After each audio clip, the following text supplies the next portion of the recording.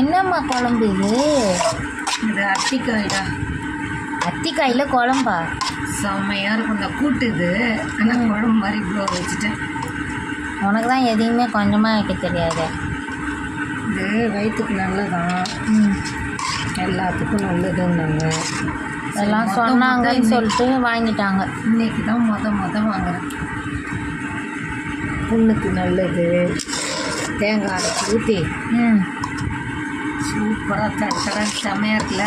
செம்மையாக இருக்குது பார்க்குறதுக்கே. அப்பா இது தேங்காய் கடை. தேங்காய், பூண்டு, தக்காளி, மிளகு ஜீரகம், எல்லாம் பச்சை மிளகாய் எல்லாம் போட்டு நிற்கிறேன். காயை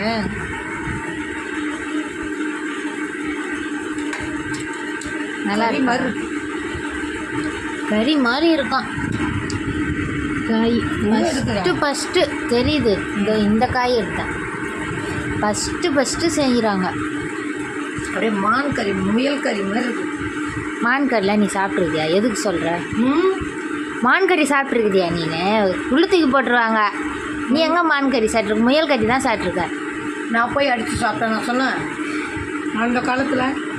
அந்த காலத்தில் தின்னதுலாம் இந்த காலத்தில் பேசக்கூடாது. முயல் கறி தான் சாப்பிட்ருக்கேன். அது நானும் தான் சாப்பிட்ருக்கேன். அவங்க கடைக்காரவங்களுக்கு இவங்க என்னமோ வாழைத்தண்டு தான் வாங்க போனாங்க. பிள்ளைக்கு உடம்பு சரியில்லை 2 நாள், அதனால வாழைத்தண்டு வாங்க போனாங்க.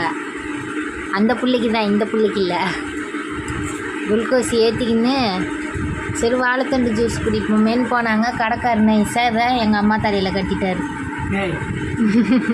அவ்வளோ இருந்துச்சு. ரெட்டு மாதிரி இருந்துச்சு.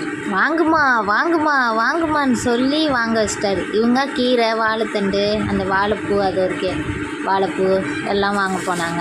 வாழைத்தண்டு, வாழைப்பூ வடை செய்யலாம். அதெல்லாம் வாங்க போனாங்க. இதையும் சேர்த்து வாங்கிட்டு வந்துட்டாங்க. என்னமோ தயிர் ஊற்றிக்கிற மாதிரி தயிர் வேறு 2 பாக்கெட் வாங்கிட்டு வந்தேன். ஆமாம்ல. சரி விடு, தயிர் சரி காலைல அதுக்கு அரைச்சி குடிச்சிக்கலாம், கெட்டுறாது. சரி சாப்பிடுங்க. சொல்வா நீயும் சாப்பிடு. இப்படி இருக்கா? பா சாஃப்டாக சூப்பராக இருக்கு. அந்த அளவுக்கு நீ சமைச்சிருக்க. சமைக்கிற முறை இருக்குது. கொஞ்சமாக போட்டு நல்லா இருக்குது. பாசி பருப்பு, கடலைப்பருப்பு,